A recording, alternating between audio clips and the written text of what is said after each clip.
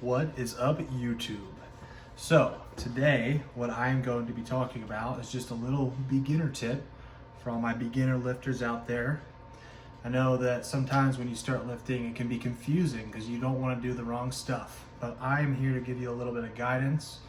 So basically this video is just about rep ranges and how to know if you are picking the right weight for the set that you're about to do. So personally, what I like to do when I'm focusing on building muscle is to pick a rep range that is about 4 reps wide, so either 6 to 10, 4 to 8, 8 to 12, something like that. This gives you a target area, but it also gives you some wiggle room. That wiggle room is important because some days you're just a little bit stronger than other days. So it allows for some variation without messing up or making your progress feel a little bit confusing. So step 1, for the first set, you need to pick a weight that is actually challenging. The weight should bring you to failure at the top of the rep range.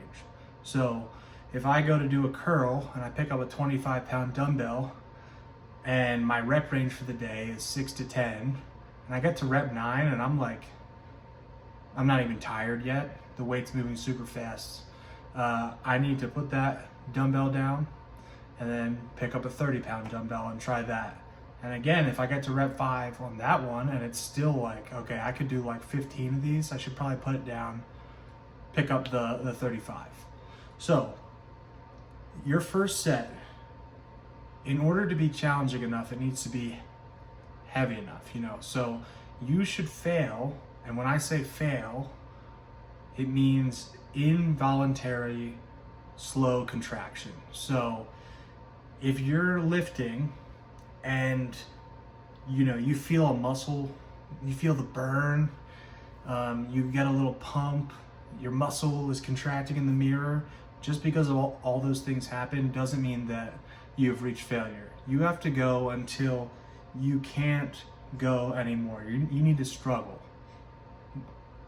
I will put up some videos that showcase that. So that should happen, that slow involuntary rep should happen somewhere near the top of the rep range. Like if you're doing 6 to 10 reps, have it fail around 9 or 10.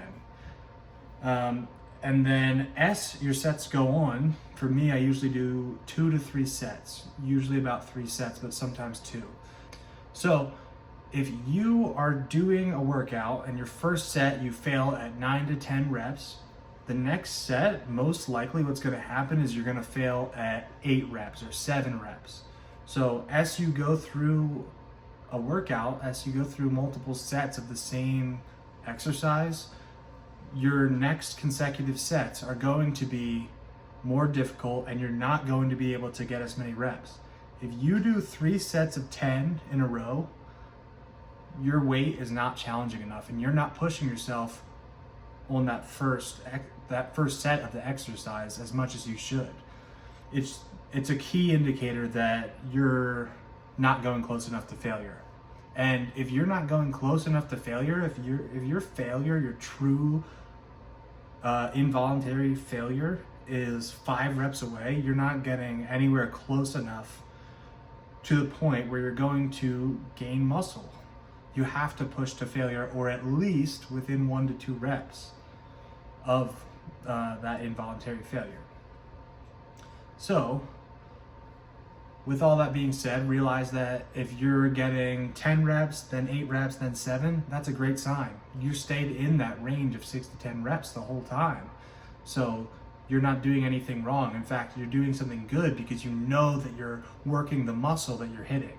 So just one more little pro tip. If you go to do your first set and you really thought that, let's say 25 pounds for dumbbell curls was going to be enough to get you to failure at the top of your rep range, but you can still feel like you could do a little bit more. So let's say you're at rep 9, you're like, this is pretty hard, but I think I can do 3 or 4 more. Go ahead and do that. It's not the end of the world if you break that rep range on the top end. So if you are planning to go to 10 reps and you have to go to 14 to actually reach failure, that's fine.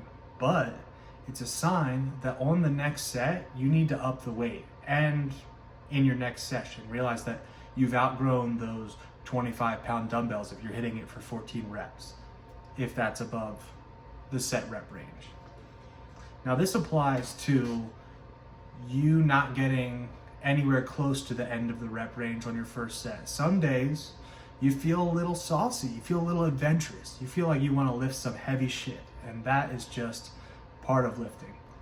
But if your rep range that you're targeting is 6 to 10 reps, and you go in there and you feel crazy and you pick up the 35-pound dumbbells and you only get 4, go down. You need to go down in weight, maybe 5 to 10 pounds. Don't be afraid to go down a little bit extra far, because remember, that first set is always fatiguing. So these are just some things to think about. And again, I just want to emphasize the importance of training to failure. It's like the only way to gain muscle. A lot of guys go in the gym and they just kind of throw some weight around. It's not doing shit. You have to work hard to gain muscle. I hope you guys have a good rest of your day. Thanks for watching. Like, subscribe. Peace out.